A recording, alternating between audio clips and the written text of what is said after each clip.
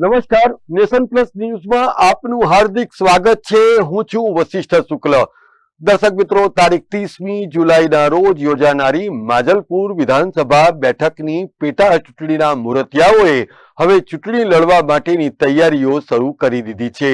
હવે માત્ર ભારતીય જનતા પાર્ટી દ્વારા નિયુક્ત પ્રદેશ નિરીક્ષકો દ્વારા સેન્સ લેવામાં આવશે, જેમાં આ બેઠક ઉપરથી ચૂંટણી લડવા ઈચ્છુક દાવેદારોના નામ પ્રદેશને મોકલી આપવામાં આવશે।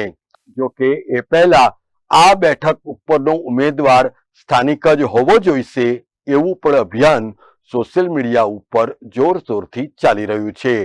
જો કે રાજનીતિમાં Bharatiya Janata party most unpredictable party ગણાય છે, જ્યાં ગણતરીના સમયમાં પાસા પલટાઈ જતા વાર નથી લાગતી અને એનો સંપૂર્ણ અનુભવ રાજકારણમાં રહેલા સર્વેને સુપેરે ખબર જ છે।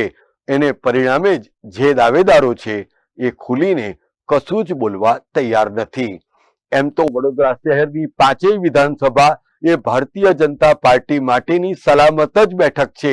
એ પાછળનું કારણ એ પણ છે કે 3.5 દાયકાઓથી સત્તાથી વિમુખ એવી કોંગ્રેસ પાર્ટી આ લાગ લગાટ હાર પછી પણ કશું જ શીખી નથી અને એક પણ જગ્યા ઉપર મુકાબલો કરી શકે એવી સ્થિતિમાં નથી। એ જોતા આ વખતે પણ માજલપુર બેઠક ઉપર ભારતીય જનતા પાર્ટીનો ભગવો લહેરાશે એમાં કોઈ બેમત નહીં હોય। ત્યારે માજલપુર બેઠક ઉપર ભારતીય જનતા પાર્ટીના ઉમેદવાર તરીકે જે 4 નામો આવી રહ્યા છે એમાં શહેરના વરિષ્ઠ પત્રકાર અને સ્વર્ગસ્થ યોગેશ પટેલની 8 વિધાનસભા ચૂંટણીના ઇન્ચાર્જ એવા અજય દવે હોવા જોઈએ। એ માટે સોશિયલ મીડિયા ઉપર રીતસરનું કેમ્પેન ચાલી રહ્યું છે। એ પાછળનું કારણ એ પણ છે કે અજય દવેની છબી પ્રખર કર્મશીલ, બેબાક વાણી અને માજલપુર બેઠકની રાજનીતિને પચાવી ચૂકેલા માજલપુરના સ્થાનિક નિવાસી તરીકેની છે, જે દાવેદારીમાં અત્યંત મહત્વપૂર્ણ સાબિત થશે। આ વિસ્તારમાં રહેતા જયેશ શાહે પણ અજય દવેના નામ ઉપર મોહર મારતા જણાવ્યું કે આ નામ ઉપર સ્થાનિકોનો પૂર્ણ સહયોગ મળશે અને આ વિસ્તારની પાયાની સુવિધાઓ ઊભી કરવામાં પણ એમનો મહત્વનો રોલ અદા કરશે। આ જગ્યા ઉપર જો અહીંના વડોદરા શહેરના પ્રમુખ જયપ્રકાશ સોની પણ રહે છે, આ વિસ્તારમાં અજયભાઈ દવે રહે છે, ભાવેશભાઈ પટેલ રહે છે, શૈલેષ પાટીલ છે જે માજી કોર્પોરેટર, નરેન્દ્ર પટેલ જે માજી પ્રમુખ માજલપુરના હતા, પણ હોશિયાર ધગસવાળો દોડી શકે એવી વ્યક્તિ તરીકે અમે અજયભાઈને પણ માન આપીએ છીએ। ભાવેશભાઈ પટેલ યુવા મોહલવાળાને અમે પણ એમને પણ એ કરીએ છીએ।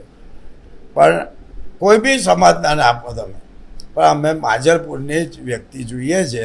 બહારની વ્યક્તિ આવશે તો અમે અપક્ષ ઉમેદવાર ઊભો રાખીને અમે અપક્ષને જીતાડીશું। દર્શક મિત્રો, માજલપુર બેઠક ઉપર લડવા માટે અન્ય એવા પણ નામો છે જે પડદા પાછળથી ભારે ખટપટ કરી રહ્યા છે। એમાં બરોડા ડેરીના ડિરેક્ટર સહકારી આગેવાન સતીશ નિસારિયા, અન્ય ડિરેક્ટર પાર્થિવ પટેલ, સ્થાયી સમિતિના માજી અધ્યક્ષ સતીશ પટેલ છાણી પણ છે।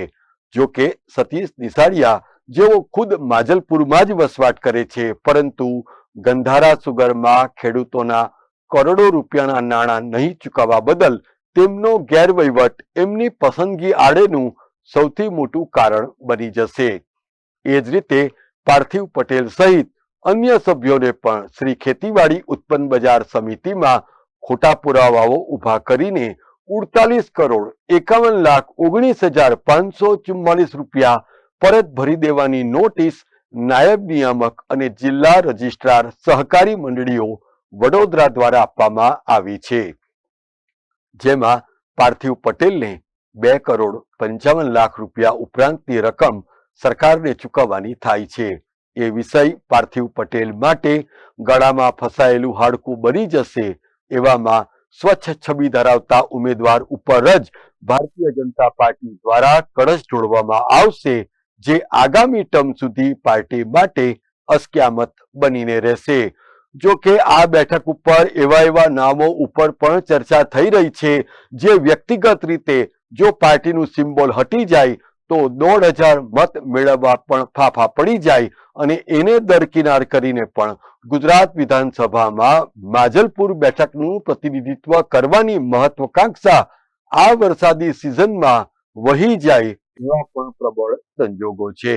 સમાચારોના સતત અપડેટ મેળવવા માટે અમારી નેશન પ્લસ ન્યૂઝની યુટ્યુબ ચેનલને સબસ્ક્રાઇબ કરો, બેલ આઇકન દબાવો અને જોડાયેલા રહો ફેસબુક, ઇન્સ્ટાગ્રામ અને ટ્વિટર પર.